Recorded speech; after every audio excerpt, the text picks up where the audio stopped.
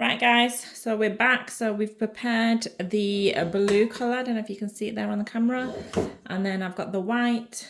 I have my turntable with a non-stick pad. And then I've got my scraper, my palette knife, and then I have another palette knife as I will be doing a certain design.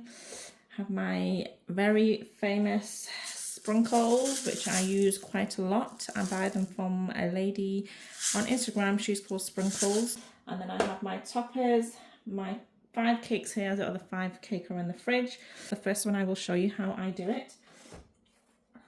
This design is quite popular for boys because it's cute, should we say. So I grab the blue, I start from the bottom. Sometimes I start from the top. I think it just depends on my mood, I think sometimes.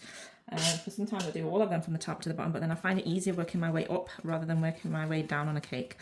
Some people do it the other way around. Some people start with the top and make sure the top is all straight, and then they work their way down. So it just kind of depends on you, how you like to work. Everybody's different when it comes to cakes. So now that I've done the bottom section, I go to the top. So then what I do scrub. I'm hoping that all this scrums enough. I do scrub, not scrub, I do flatten the top to the best that I can. And then I move on to the sides once I feel like I'm happy with it. And then I move down to the side. So I just push whatever I can down, and then I get a bit more.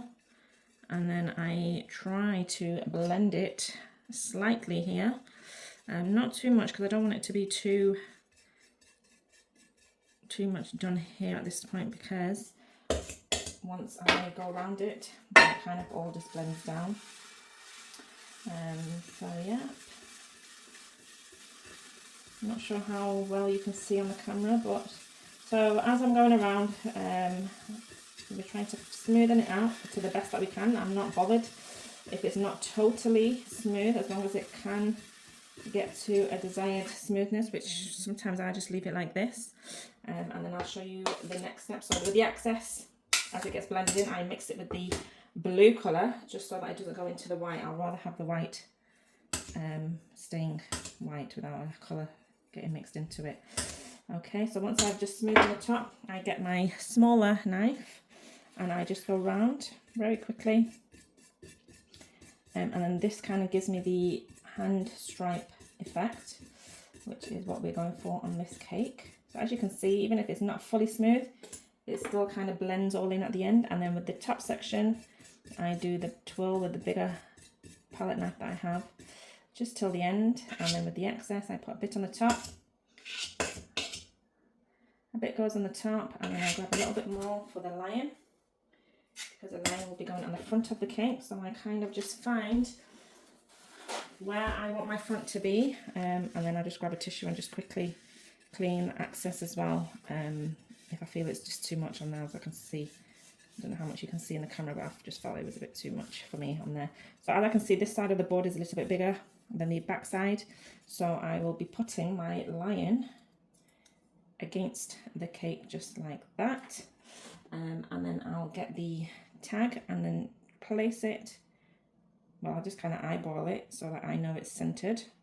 And then my famous sprinkles, I sprinkle them all the way around. I have a lot that goes on the floor, which is really annoying because they're so expensive. And then I just kind of just push them, I don't push them, I just throw them onto the cake, and as the cake is still wet, it sticks. So I do like to even that out. I have 2 different sizes I'm using on this cake today. So you'll see some of this flying around in the camera. There you go, one went off. And then this is it. This is the finished cake. So it's quick and easy and so cute. So now I'll carry on the rest. I will do it in a time lapse just so it's just easy and you don't get bored.